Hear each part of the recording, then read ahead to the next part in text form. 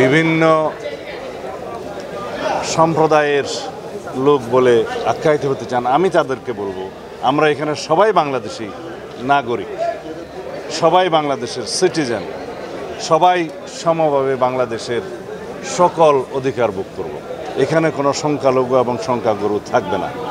আজকের নতুন প্রেক্ষিতে, নতুন পরিপ্রেক্ষিতে, একটা পরিবর্তিত পরিস্থিতিতে, গণবিপ্লবের পরবর্তীতে, গণ আন্দোলনের পরবর্তীতে নতুন যে স্পৃহা, নতুন যে আকাঙ্ক্ষা, নতুন যে অভিপ্রায় সমগ্র জনগণের মাঝে সৃষ্টি হয়েছে, সেই অভিপ্রায়, সেই আকাঙ্ক্ষাকে বাস্তবায়নের জন্য আমরা সকল ধর্মের মানুষ, সকল শ্রেণীর মানুষ এবং সকল পর্যায়ের মানুষ আমরা ঐক্যবদ্ধ থেকে বাংলাদেশকে একটি অগ্রগতির দিকে নিয়ে যাব, সমৃদ্ধ বাংলাদেশ গঠনের দিকে নিয়ে যাব। সরকার যে 6টা সংস্কার কমিশন ঘোষণা করেছেন সেটা আমার জানা মতে এখনও পর্যন্ত পূর্ণাঙ্গ হয়নি। তবে মাননীয় প্রধান উপদেষ্টা আশা প্রকাশ করেছেন, তাদের সাথে মিটিং করেছেন যে 1 অক্টোবর থেকে তারা কাজ শুরু করবেন এবং 3 মাসের মধ্যে রিকমেন্ডেশন জমা দিতে পারবেন। তা আমরাও আশা করি তারা তাদের কাজগুলো সফলজনকভাবে সমাপ্ত করতে পারবেন।